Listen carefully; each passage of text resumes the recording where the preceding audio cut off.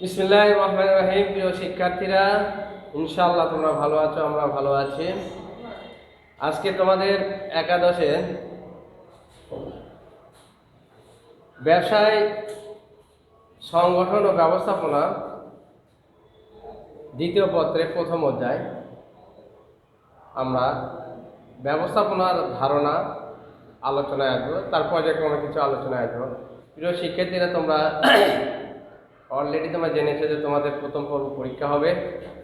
সেই পরীক্ষাগুলো কোন কোন চ্যাপ্টারে নিব আমি আগে বলে দিই তোমাদের হলো প্রথম পত্রে হবে প্রথম অধ্যায় এবং দ্বিতীয় অধ্যায়, আর দ্বিতীয় পত্রের প্রথম অধ্যায় দ্বিতীয় অধ্যায়। তোমাদের মোট নম্বর হবে হলো কি 50, তার মধ্যে সৃজনশীল 30 থাকবে আর নৈমিত্তিক থাকবে হলো 20। অর্থাৎ প্রথম পত্র এবং দ্বিতীয় পত্র থেকে তোমাদের প্রশ্ন আমি তিনটাই করবো, তিনটাই উত্তর দিতে হবে। 3 × 30 আর নৈমিত্তিক হলো কি হলো 20, অর্থাৎ হলো কি প্রথম অধ্যায় থেকে এবং দ্বিতীয় অধ্যায় প্রথম পত্রের এবং দ্বিতীয় পত্রের প্রথম অধ্যায় দ্বিতীয় অধ্যায় থেকে এই টোটাল 20টা থাকবে। তাহলে প্রিয় শিক্ষার্থীরা, তোমরা ধারণা পাইছো যে আমাদের প্রথম পরীক্ষা কিভাবে হবে। এই আঙ্গিকে আমার প্রথম পত্রে তোমাদের হলো কি অনেকটা ধারণা দিয়েছি আমি এবং ক্লাসও নিয়েছি। আমি আজকে এই জন্য আজকে দ্বিতীয় পত্রে প্রথম অধ্যায়ে আমি ব্যবস্থাপনার ধারণা তোমাদের দেব। আজকে প্রিয় শিক্ষার্থীরা, তোমরা মনোযোগ সহকারে শুনবে। প্রিয় শিক্ষার্থীরা, ব্যবস্থাপনা বলা হচ্ছে যে আমরা যদি ইতিহাস যদি আলোচনা করতে যাই, আমরা দেখব যখন মানুষ তার জীবন ধারণের জন্য বনে বাজারে যারা কী করছে কি ঘুরে বেড়াচ্ছে, সেখানে দেখা যাচ্ছে কি একজনের নেতৃত্বে কিন্তু কী হলো কি তারা কিন্তু পরিচালিত হয়েছে কিন্তু সেখানে বলা হচ্ছে যে কী হলো কি একজন প্রধান, সে যা যা করতে বলবে তার অনুসারীরা তা তা করবে। কিন্তু আমরা ইতিহাস ঘাটতে কিন্তু এইটাই পাই কিন্তু। তো এখানে সহজ কথায় বলছে ব্যবস্থাপনা বলতে, সহজ কথায় বলবো কি অপরকে দ্বারা কাজ করে নেওয়ার কলা কৌশলকে আমরা ব্যবস্থাপনা বলবো। প্রিয় শিক্ষার্থীরা, সহজ কথায় ব্যবস্থাপনা বলছে, সহজ কথায় আমরা বলতেছি যে কি অপরের দ্বারা কাজ করে নেওয়ার কলা বা কৌশলকে ব্যবস্থাপনা বলবো। প্রিয় শিক্ষার্থীরা, আমার মনে হয় তোমরা এখানে তোমার যদি অনলাইনে তোমরা যদি থাকো, তাহলে আমার কথার সঙ্গে সঙ্গে ইনশাআল্লাহ তোমাদের কি হয়েছে কি মুখস্থ হয়ে যাবে। তাহলে আমি আবারও বলতেছি, ব্যবস্থাপনা বলতে আমরা বুঝবো যে কি সহজ কথায় অপরের দ্বারা কাজ করে নেওয়ার কলা এবং কৌশলকে ব্যবস্থাপনা বলবো। ব্যবস্থাপনা ইংরেজিও এখানে হলো কি শব্দ হচ্ছে কি ম্যানেজমেন্ট, কথাটির ল্যাটিন মতান্তরের ইটালীয় শব্দ ম্যানেজিও শব্দ থেকে এসেছে। কিন্তু এই শব্দতে অনেকে বলা হচ্ছে কি অশ্বকে পরিচালনা করা, এই অর্থটা আসছে কিন্তু। তাহলে আমরা জানলাম যে ব্যবস্থাপনা শব্দটি হলো কি এখানে বলা হচ্ছে ম্যানেজমেন্ট, যা ইটালীয় শব্দ থেকে সেখানে এসেছে। তাহলে আমরা যে সংজ্ঞাটা দিলাম তার সাথে আমাদের সংজ্ঞাটা কি আসতেছে কি মিল আসতেছে। প্রিয় শিক্ষার্থীরা, এর সম্পর্কে অনেকে অনেক কথা বলেছে, কিন্তু ব্যবস্থাপনা সম্পর্কে সংজ্ঞা দিয়েছে। এখানে আমি আরেকজনের কথা বলি। অ্যালেন একটা কথা বলছে যে কি management is what is manager does, অর্থাৎ ব্যবস্থাপক যা করে তাই ম্যানেজমেন্ট, অর্থাৎ ব্যবস্থাপক যে কাজটা করবে তাই হলো কি ব্যবস্থাপনা। আমরা জানি যে ব্যবস্থাপনার জনক হেনরি ফয়েল, সে ব্যবস্থাপনা সংজ্ঞা দিতে গিয়ে সে এভাবে বলছে যে সহজ কথা এখানে আমি বলি যে কি ওখানে বলা হচ্ছে যে to manage, to forecast and plan, to organise, to coordinate and control. অর্থাৎ ব্যবস্থাপনা বলছে পূর্বানুমান, পরিকল্পনা, সংগঠন, নির্দেশনা, সমন্বয় ও নিয়ন্ত্রণের সমষ্টি, আর এটাকে বলা হচ্ছে কি ব্যবস্থাপনা। প্রিয় শিক্ষার্থীরা, হেনরি ফয়েল যে সংজ্ঞাটা দিয়েছে, এই সংজ্ঞার সাথে কিন্তু অনেকটা তোমার কার্যাবলী যে আছে, ব্যবস্থাপনা ফাংশন আছে, সেই ব্যবস্থাপনা কি হলো কি ফাংশনের সাথে কিন্তু কি হলো কি এটা ওতপ্রোতভাবে আমরা জড়িত। তাহলে প্রিয় শিক্ষার্থীরা, এই কয়টা যদি আমরা কি করি আলোচনায় করতে আমরা দেখতে পাবো যে কি ব্যবস্থাপনা হলো কতগুলো কি হলো কি কাজের ধারাবাহিক প্রক্রিয়া কিন্তু এটা যে সংজ্ঞা যদি আমরা অ্যানালাইজ করি তাহলে আমরা দেখতে পারবো কি ব্যবস্থাপনার কতগুলো কাজের ধারাবাহিক প্রক্রিয়া কিন্তু। তারপরে বলা হচ্ছে কি ব্যবস্থাপনার কাজ পরস্পর কিন্তু কি হবে কি সম্পর্কযুক্ত। তারপরে বলা হচ্ছে কি এটি নির্দিষ্ট লক্ষ্য অর্জনের কিন্তু কি গৃহীত একটা পদক্ষেপ কিন্তু প্রিয় শিক্ষার্থীরা। তারপরে বলা হচ্ছে কি হলো কি এর মাধ্যমে উপায় উপকরণ সর্বোচ্চ ব্যবহার কি করা যায় নিশ্চিত করা যায়। তারপরে বলা হচ্ছে প্রিয় শিক্ষার্থীরা কি প্রাতিষ্ঠানিক সাফল্য অর্জনের মাধ্যমে ব্যবসায় সম্প্রসারণের নিশ্চিত ইত্যাদি। আমরা এই ব্যবস্থাপনার সংজ্ঞাকে আমরা বিশ্লেষণ করলে এই জিনিসগুলো আমরা জানতে পারি। তাহলে প্রিয় শিক্ষার্থীরা আমরা ব্যবস্থাপনার যে ধারণা সেই সম্পর্কে আমরা জানলাম। ব্যবস্থাপনা কবে কোথায় কীভাবে উৎপত্তি হয়েছে ইতিহাস আমরা পরে আমরা আলোচনায় আসবো প্রিয় শিক্ষার্থীরা। তাহলে আজকে আমরা ব্যবস্থাপনার ধারণাটা আমরা জানলাম। এরপরে আমরা আসবো কি ব্যবস্থাপনার কার্যাবলীগুলোর আমরা একটু পর্যায়ক্রমে একটু আলোচনায় আসবো প্রিয় শিক্ষার্থীরা। আমরা লক্ষ্য করো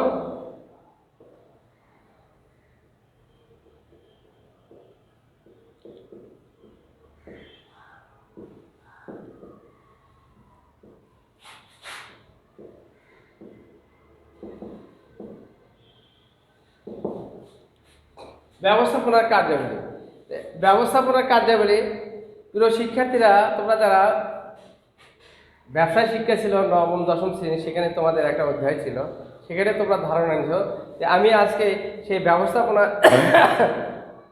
তোমাদের হলো কি কার্যাবলী এই জিনিসগুলার আমরা পর্যায়ক্রমে একটা আলোচনায় আসবো। কিন্তু প্রিয় শিক্ষার্থীরা এখানে বলা হচ্ছে যে কি ব্যবস্থাপক যা করেন তাই কিন্তু আমরা ব্যবস্থাপনা আমরা এখানে জেনেছি। ব্যবস্থাপনার যে সমস্ত কার্যাবলী আমরা জানি যে সর্বপ্রথম আছে কি হলো কি বলা হচ্ছে কি সর্বপ্রথম হলো কি কার্যাবলী হচ্ছে পরিকল্পনা।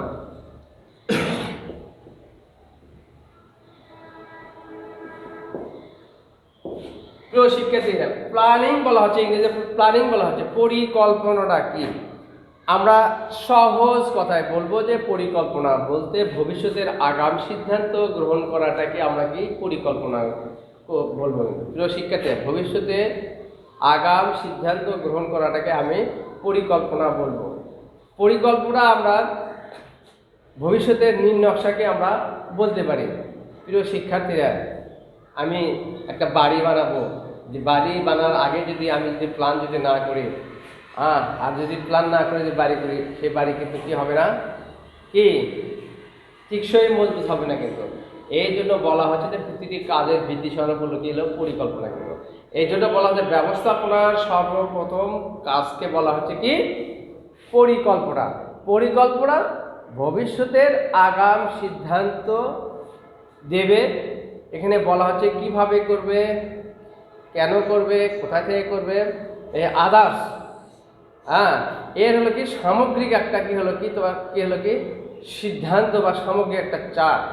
এটার এই প্রক্রিয়াটাই হচ্ছে কি পরিকল্পনা। তাহলে প্রিয় শিক্ষার্থীরা তোমরা কিন্তু এই পরিকল্পনা পরে যেটা আছে সংগঠন পর্যায়ক্রমে আলাদা আলাদা কিন্তু তোমরা কিন্তু কি এটা তোমাদের পড়াবো। কিন্তু আমি কিন্তু তোমাদের জাস্ট তোমাদের ধারণা দিচ্ছি যে পরিকল্পনাটা কি।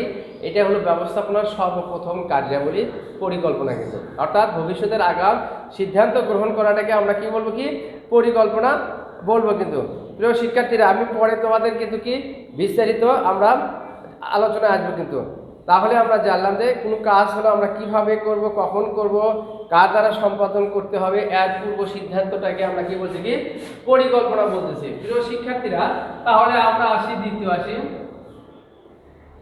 সংগঠন।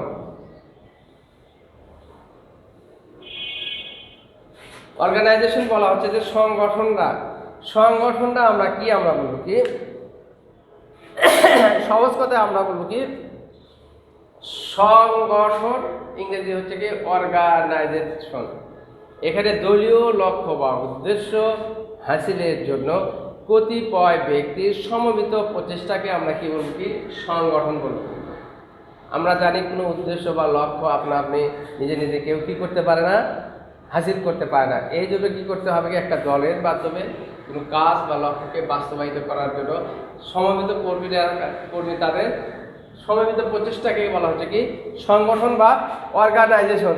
আমরা এভাবে আমরা বলতে পারি যে পরিকল্পনাকে বাস্তবায়নের কর্মীদের মধ্যে দায়িত্ব ও ক্ষমতা বন্টনটাকেই আমরা কি বলবো কি সংগঠন বলবো। তাহলে আমরা কি পরিকল্পনা বাস্তবায়নের জন্য কর্মীদেরকে তার দায় দায়িত্ব কি হলো কি ও ক্ষমতা বন্টন প্রক্রিয়াটাকে আমরা কি বলতে পারি সংগঠন বলতে পারি। প্রিয় শিক্ষার্থীরা, আমি এখানে আগে বলেছি তোমাদের হলো কি ধারণা দিচ্ছি তোমাদের, আর পরে এই সংগঠন তারপরে তোমার আছে কি পরিকল্পনার বিস্তারিত আমরা পরে আমাদের চ্যাপ্টার আমরা আলোচনায় আসবো। কিন্তু প্রিয় শিক্ষার্থীরা, তাহলে এরপরে আছে কি কর্মী সংস্থান।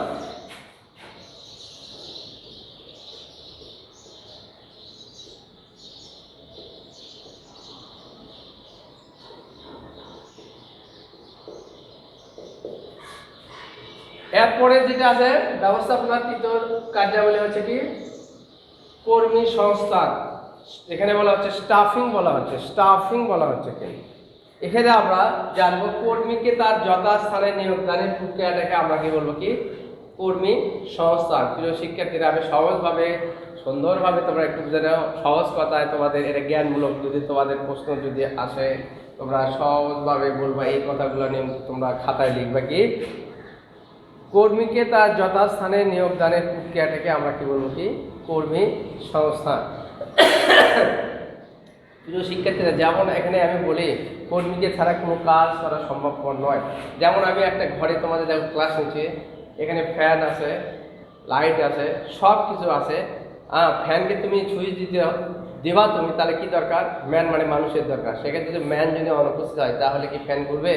ঠিক একটা প্রতিষ্ঠানে তোমাদের মানুষ অর্থাৎ হলো কি শ্রমিক বলা হচ্ছে কি মানব সম্পদ হলো কি অগ্রণী ভূমিকা পালন করে। কিন্তু যদি আমার ফ্যানের দরকার যদি হয় তাহলে কি আমাকে সুইচ কে দিয়ে মানুষ দেবে, কিন্তু অর্থাৎ কর্মী দেবে। কিন্তু একটা প্রতিষ্ঠানের পণ্য উৎপাদন হবে, প্রোডাক্ট হবে, সেখানে কিন্তু ম্যান ছাড়া কিন্তু সম্ভবপর নয়। কিন্তু প্রিয় শিক্ষার্থীরা, তাহলে আমরা জানলাম যে কর্মীকে তার যথাস্থানে নিয়োগদানের প্রক্রিয়াটাকে আমরা কি বলবো কি কর্মী সংস্থান বলবো। তারপরে আমরা যেটা আছে আমরা আসলে কি নির্দেশনা। প্রিয় শিক্ষার্থীরা,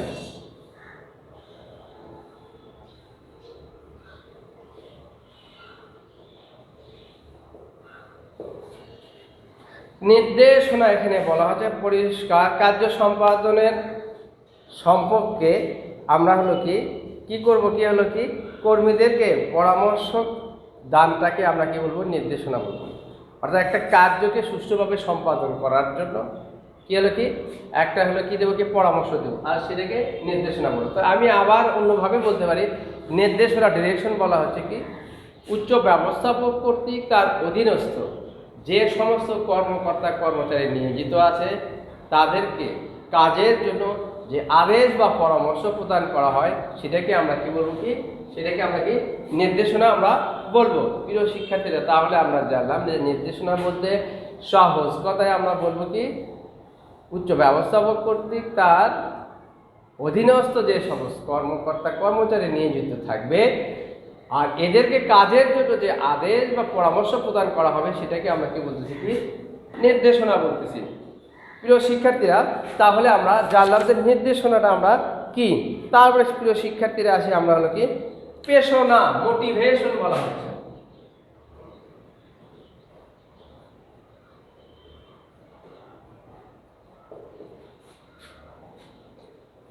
প্রেরণা এখানে বলা হচ্ছে কি মোটিভেশন, এটা মোভার শব্দ থেকে এখানে এসেছে।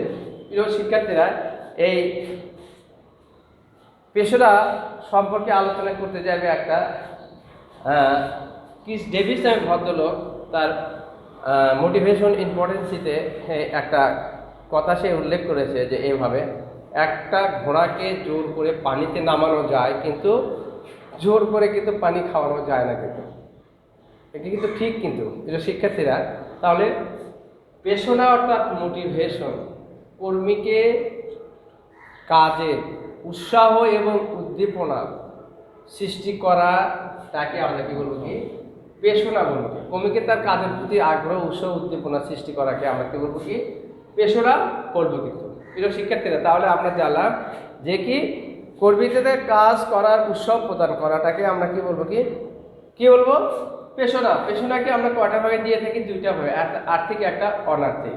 প্রিয় শিক্ষার্থীরা, ঠিক আমরা অবশ্যই কি করবো কি যে যে প্রতিষ্ঠানে বস যারা থাকবে তারা অবশ্যই তার অধীনস্থ যে সমস্ত কর্মকর্তা কর্মচারী তাদেরকে অবশ্যই কি হলো কি মোটিভেশন অবশ্যই করে। প্রিয় শিক্ষার্থী, এই চ্যাপ্টারটা আমরা আরো বিস্তারিত জানবো। তাহলে আমরা জাস্ট ধারণা আমরা আসলাম, তাহলে মোটিভেশন বলা হচ্ছে যে কর্মীকে তার কাজের প্রতি উৎসাহ উদ্দীপনা সৃষ্টি করাটাকে আমরা কি বলছি কি প্রেরণা বা মোটিভেশন। তারপরে আছে কি সমন্বয় সাধন।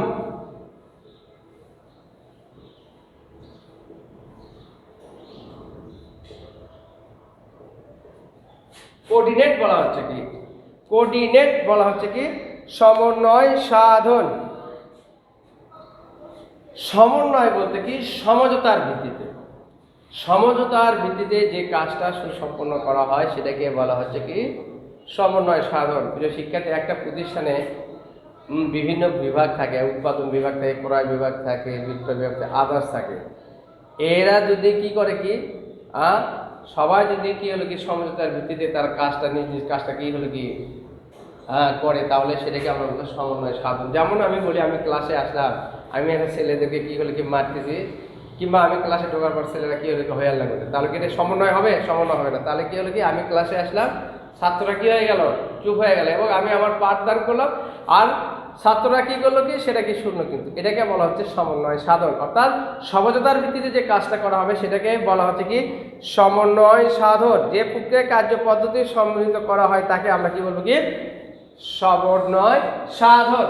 সর্বশেষ আমরা যে কাজটা আমরা দেখব ব্যবস্থাপনা, সর্বশেষ সেটাকে বলা হচ্ছে কি নিয়ন্ত্রণ, অর্থাৎ বলা হচ্ছে কি কন্ট্রোল বলা হচ্ছে, কন্ট্রোল ইংরেজিতে।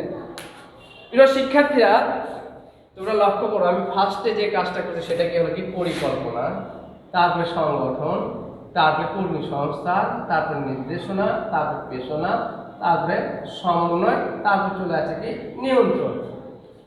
নিয়ন্ত্রণ বলতে এখানে বলা হচ্ছে যে পরিকল্পনা মাফিক কার্যাবলী সঠিকভাবে সম্পাদন হয়েছে কি না, যদি না হয়ে থাকে কি কারণে কাজটা হয়নি, সে সমস্যাগুলো কি করা লাগবে, ফার্স্টে কি করতে হবে সমস্যাটা চিহ্নিত করতে হবে, আবার চিহ্নিত করার পর এই সমস্যাগুলো কি করতে সুষ্ঠুভাবে কি সম্পাদন করতে হবে, আর এটার সংশোধনে আনার প্রক্রিয়াটাকে বলা হচ্ছে নিয়ন্ত্রণ। আমি পরিকল্পনা মাফিক কার্যাবলী সঠিকভাবে, যেমন সংগঠন হয়েছে কিনা, কর্মী সংস্থান হয়েছে কিনা, নির্দেশনা হয়েছে কিনা, পেশনা করা হয়েছে কিনা, সমন্বয় সাধন হয়েছে, যদি এর মধ্যে কোনো কি থাকে, যদি সমস্যা প্রভেদ যদি থাকে তাহলে সেটাকে চিহ্নিত করতে হবে। চিহ্নিত করার পর সেটাকে আবার কি করতে হবে, এই সমস্যাটা আমাকে কি করতে কি সলভ করতে, আর এই সলভটা করার প্রক্রিয়াটাকে আমরা বলি কি নিয়ন্ত্রণ। অর্থাৎ এখানে বলা হচ্ছে গৃহীত পরিকল্পনা মাফিক কার্যাবলী সঠিকভাবে সুসম্পন্ন হয়েছে কিনা, যদি না হয়ে থাকে কি কারণে হয়নি, সেই কারণগুলো কি আমাকে করতে কি চিহ্নিত করার পর সেই কারণগুলোকে আমি কি সুন্দরভাবে কি করবো কি সমাধান করবো, আর এই সমাধানের প্রক্রিয়াটাকে আমরা কি বলবো কি নিয়ন্ত্রণ বলবো। প্রিয় শিক্ষার্থীরা, আমি প্রায় ক্লাসের শেষের দিকে আছি, তোমাদের ইনশাল্লাহ এই ক্লাসগুলোর আমি বিস্তারিত কি আছে কি চ্যাপ্টার আছে এলে আমরা পরে আলোচনায় আসবো। তোমরা মনে রাখবা যে কি হলো কি তোমাদের 14 তারিখের পর থেকে তোমাদের যেটা পরীক্ষার ডেট দেবে ছাড় আছে, ডেটে তোমাদের যে তোমাদের সমস্যা আমরা অনলাইনে ক্লাসগুলো আমরা করবো। কিন্তু আমরা আজকে আমি ফার্স্ট পার্ট করালাম, আরও সেকেন্ড পার্ট করালাম, আর ফার্স্ট পার্ট তো আমি আগে করাছি প্রথম অধ্যায়, আজকে আমি সেকেন্ড পার্টের প্রথম অধ্যায় করালাম। আর যে সমস্যা আমার নম্বর আছে তোমরা আমার সাথে আলোচনা করবা ইনশাল্লাহ। এর মধ্যে থেকে আমি প্রশ্ন করবো ইনশাল্লাহ, তোমরা যে ক্লাস যদি করে থাকো তোমরা কি অবশ্যই কিন্তু উত্তর দিতে পারবা। প্রিয় শিক্ষার্থীরা, শীত জেগে বসেছে, ঘরের বাইরে না যাওয়া ভালো। সরকার যে বিধি নিষেধ করেছে, স্বাস্থ্যবিধি মেনে চলবো, আমরা মাস্ক ছাড়া বাইরে যাবো না। আর এর মধ্যে কিন্তু আমাদের অগাধ সময় আমরা স্কুলে আসতে হচ্ছে না, আমরা বাড়িতে বসে সুন্দর করে আমাদের পাঠ তাও আমরা করবো, এবং সর্বোপরি আমার খোদা তাআলাকে আমরা কি করবো কি স্মরণ করবো, যে আমাদের কোরআনে যে বিধি নিষেধ সেটা মানবো না আমরা, যেগুলো আমাদের নামাজ 5 ওয়াক্ত আমাকে নামাজ পড়তে হবে এগুলো করতে হবে। সবাই সবার জন্য তোমরা দোয়া করবে ইনশাআল্লাহ। পরবর্তী তোমার সাথে আবার দেখা হবে। আসসালামু আলাইকুম, ধন্যবাদ।